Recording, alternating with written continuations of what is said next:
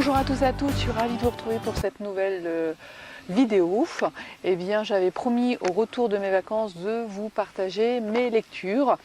Alors, je vous préviens tout de suite, c'est très orienté conflit émotionnel, émotion, pleine conscience.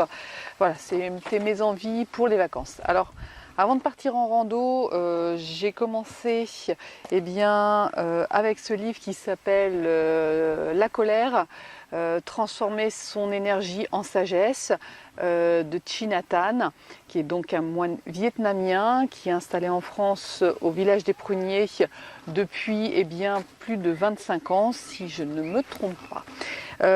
Alors j'ai adoré ce livre, et c'est un livre qui m'a pas mal déstabilisée parce que la colère, je connais, je pensais déjà avoir bien travaillé dessus et ce livre m'a permis de me rendre compte que tout n'était pas encore acquis. Donc ce moine nous explique, si vous voulez, que la colère est une énergie destructrice pour nous et pour les autres, mais surtout qu'il se cache derrière ça des souffrances qui des fois datent de notre enfance, dont on a pris obligatoirement conscience, et c'est ce qui va venir aussi nourrir ce qu'il appelle la graine de la colère. Ce qui est génial, c'est qu'il nous donne plein de conseils de pleine conscience pour pouvoir accueillir ces colères, éviter de les rejeter, mais au contraire de pouvoir mettre de la lumière sur ces colères, entendre les souffrances du petit enfant qu'on a été et en prendre soin. Et c'est ça que j'ai adoré dans ce livre, c'est à quel point il nous encourage à prendre soin de nos émotions négatives, de la colère, de nous dorloter comme une maman le ferait avec un enfant, pour au contraire libérer cette énergie négative et pouvoir après y mettre de la tranquillité, de la paix, pouvoir avancer dans la vie avec plus de sérénité. Donc ça, c'est un des premiers livres que j'ai beaucoup apprécié. Autre livre aussi de ce moine, c'est donc Savourer. Vous savez bien que je m'intéresse énormément à tout ce qui touche au surpoids et aux émotions. Donc ce livre n'est pas un livre comme les autres. Il n'est pas là pour vous dire ce que vous devez mettre dans votre assiette, ni vous conseiller un régime alimentaire, ni un calcul des calories. Il est là pour vous apprendre que manger en pleine conscience, être présent à son assiette, être présent à chaque bouchée que l'on mange, d'être heureux des nutriments que l'on apporte, va nous permettre d'avoir un rapport à notre assiette différent, de trouver un équilibre alimentaire qui va pouvoir nous maintenir en bonne santé, mais aussi nous permettre de mincir sans se frustrer, tout en respectant son corps et ses envies.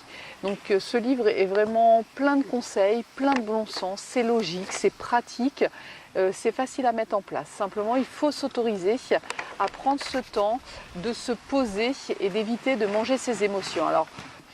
Donc là, c'est vraiment un temps pour soi. On ne pense pas au passé, on ne passe pas à l'avenir. On est au moment présent, on est dans ce qu'on fait. Et ça, c'est valable pour toute autre chose. Et ça permet de gagner de l'énergie et avoir un comportement plus positif pour son assiette, mais aussi pour son poids et sa santé. J'ai ma liseuse toujours avec moi, donc Savourer, je l'ai lu sur ma liseuse.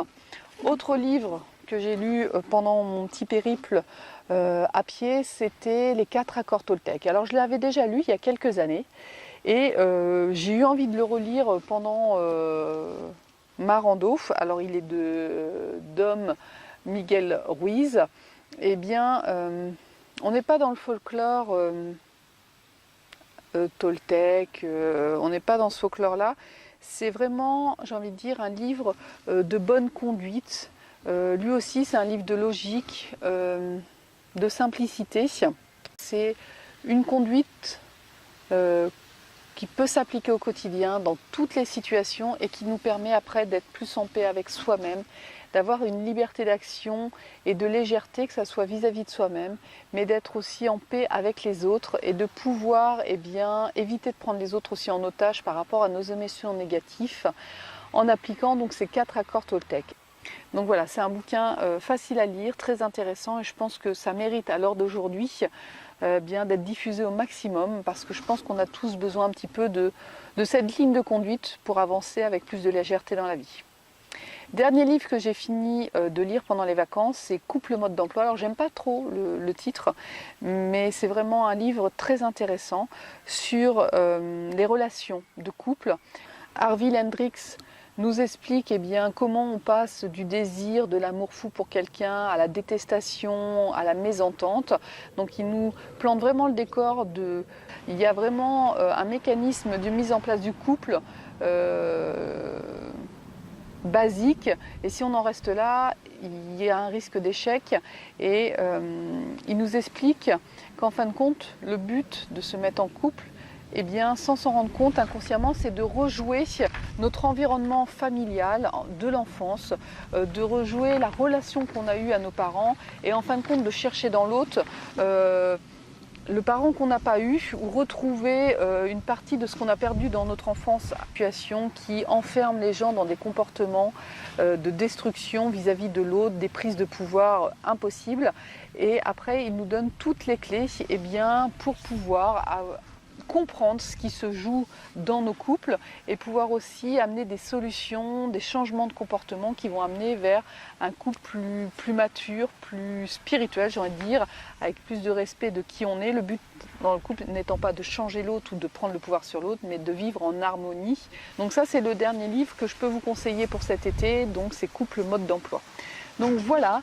Si vous n'êtes pas encore parti en vacances et si vous avez du temps pour lire, je vous encourage à pourquoi pas partir sur ces lectures. Puis n'hésitez pas à me faire vos retours. Je vous souhaite un bel été. À bientôt.